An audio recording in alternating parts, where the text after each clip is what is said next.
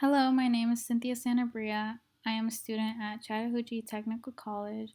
This is ECCE 2201 Exceptionalities, and today's date is July 26, 2020.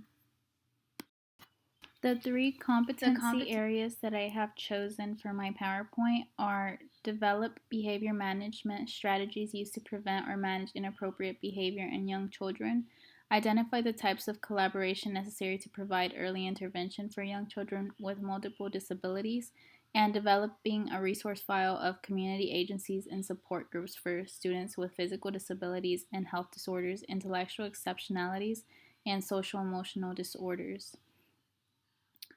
Within this competency area, the developing behavior management strategies used to prevent or manage inappropriate behavior in young children, I learned to understand that working with special needs children takes a lot of patience and dedication. There's always going to be bad behavior, but I don't necessarily think any child is bad. I just think maybe they have something going on that you need to, as an educator, you need to figure out in order how to get them the appropriate help they may need, or find out what you can do to make their experience in your classroom a little bit better. An effective strategy would be not caving into the bad behavior, because sometimes when we cave into it, you're supporting that bad behavior. So redirecting that child would be more effective. If they are doing something that might create that bad behavior, redirect them to something different, a different activity, or working with another student would be helpful.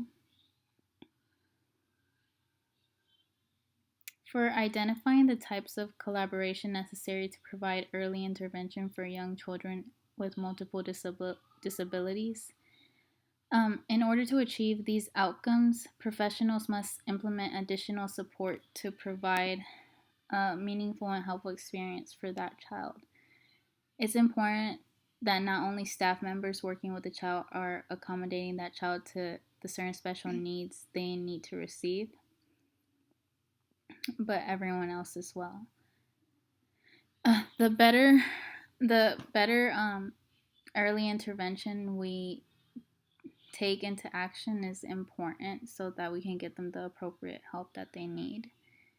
And also, educators should be constantly informed of new information or new resources that can help them help the child in their classroom to receive that information in order for them to get the help that they need.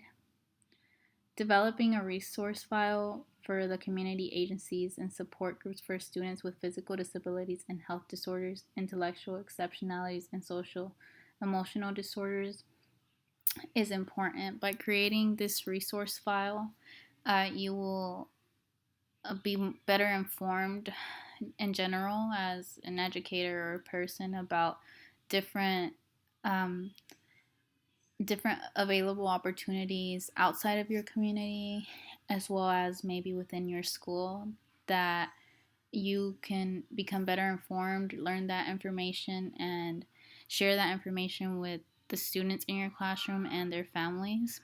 And this will help them receive help in and out of school.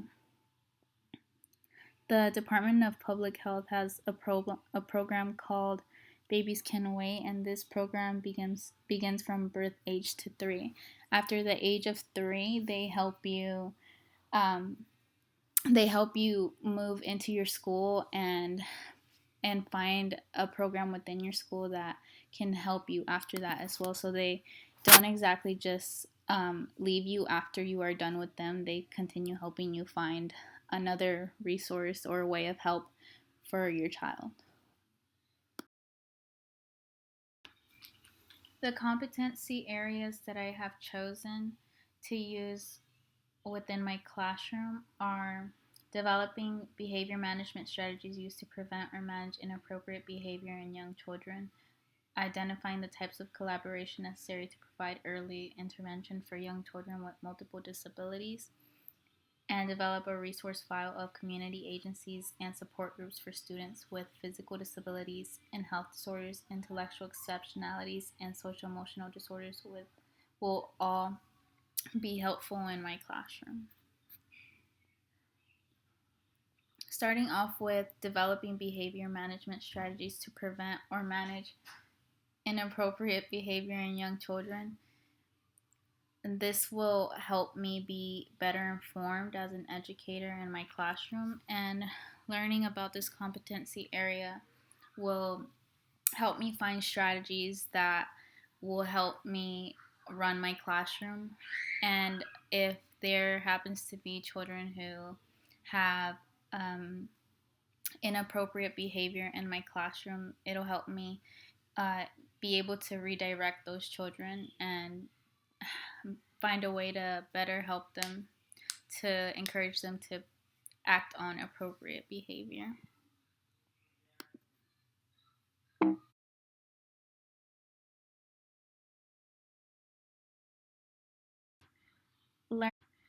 Learning about the competency area, identify the types of collaboration necessary to provide early intervention for young children with multiple disabilities, and develop a resource file of community agencies and support groups for students with physical disabilities and health disorders, intellectual exceptionalities, and social emotional disorders. These two competency areas kind of fall in hand.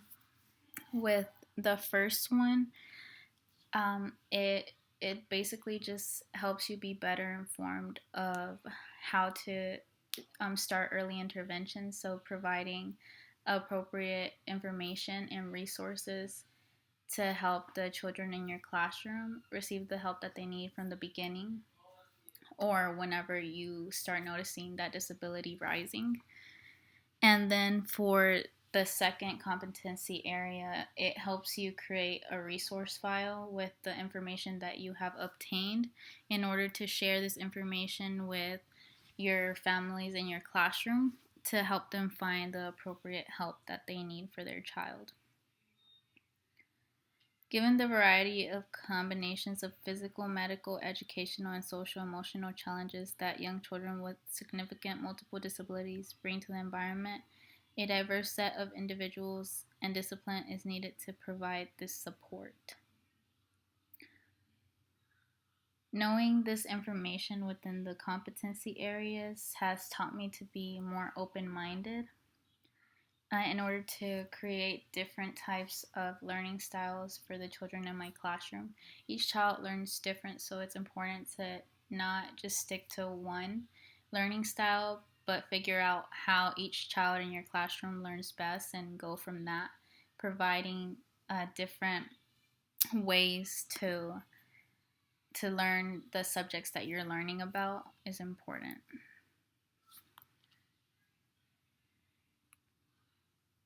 An important and helpful way to develop your learning styles is going based off of a child's IEP. An IEP is an individualized education program plan that is created for the child who is um, and who is considered special in special education. These children will have a plan designated for them that will help the teacher and any other staff member working with that child better understand how that child learns or what type of help they need, so that you can provide them with the adequate help. Creating a resource file will be very beneficial in my classroom because it will help me provide parents with the appropriate information that they need in order to help their child.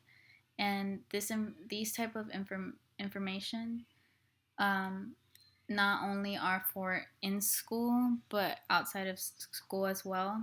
And the resources that I find, I can include in my family boards, my newsletters, or in meetings I have with these parents. I can provide this information.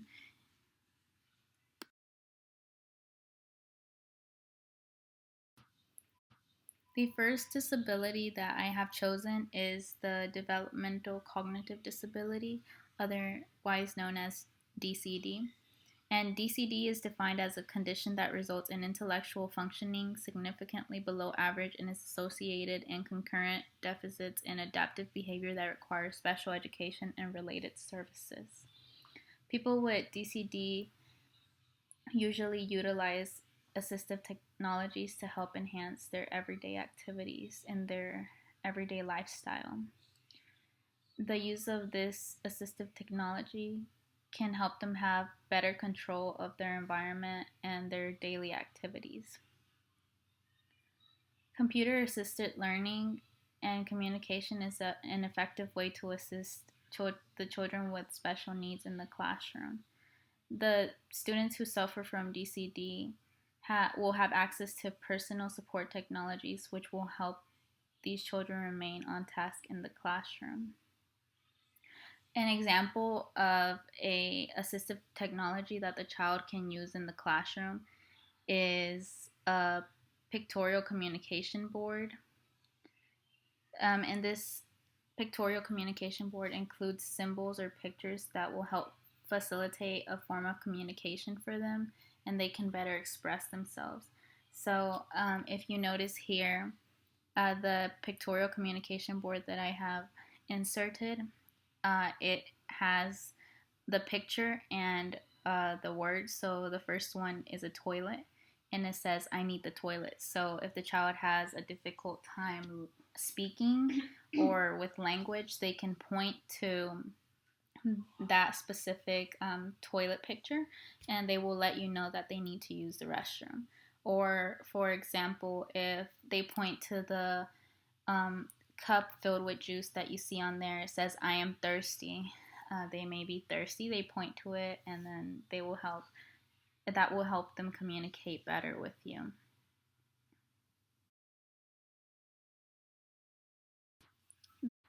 The second disorder that I have chosen is emotional or behavioral disorders, other known as EBD. And EBD is a wide range of complex and challenging emotional or behavioral conditions. Medical conditions, genetic dispositions, biological and physical conditions can impact a student's ability to learn and function at school.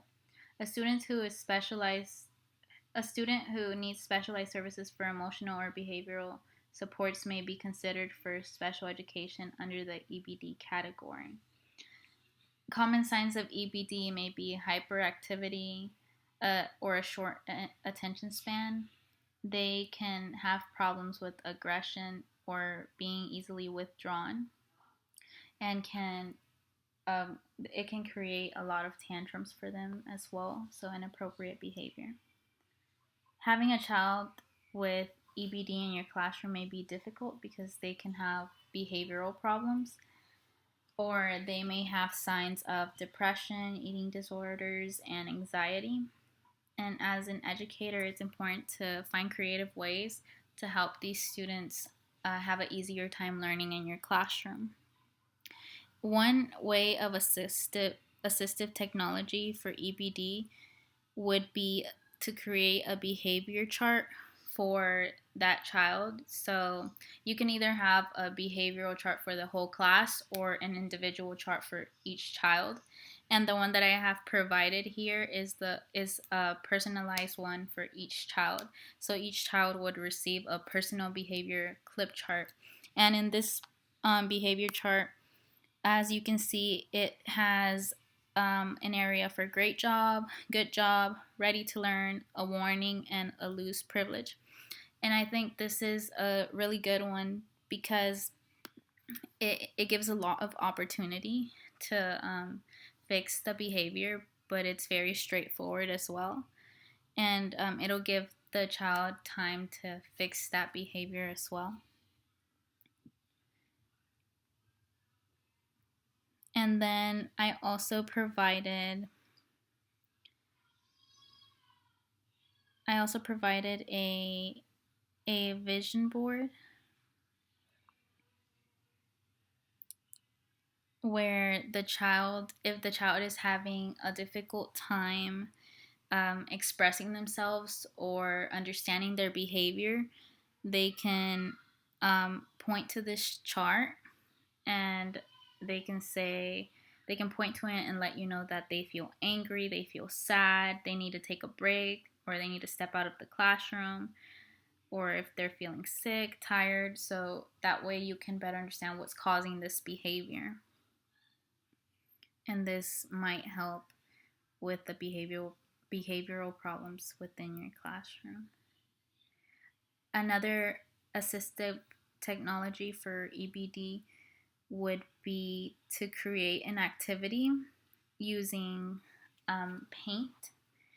And this activity would be with sensory paint tiles. Within the sensory paint tiles, the tiles will be a great way for children to recognize colors while physically hopping, jumping, and dancing on those liquid colors. So in the picture that I provided, you could see a child stepping on the colors. So they'll be able to identify, oh, this is purple, this is green, this is blue, while it being a sensory activity, and that might be a better way for this child to learn. The last disability that I have chosen is the specific learning disability, otherwise known as SLD. SLD is a disorder in one or more of the basic psychological processes involved in understanding and using language, spoke or written, that may manifest itself in an impact ability to listen, think, speak, read, write, spell, or do mathematical calculations. This term includes conditions such as perceptual disabilities, brain injury, minimal brain dysfunction, dyslexia, and development. SLD doesn't necessarily mean that a student is dyslexic, which is dyslexia within this disability is the most common. Often with LSD, behavior can become an issue. Trying new interesting ways to keep children with LSD engaged in the classroom is effective for their learning. So coming up with new ideas to do is good. Especially in the early ages when we have to do circle time or reading a book, the children don't like sitting down for a long period of time. So becoming creative would really be helpful. So let's say if you're reading a story in your classroom, instead of just having the children sit there for 10 to 15 minutes listening to you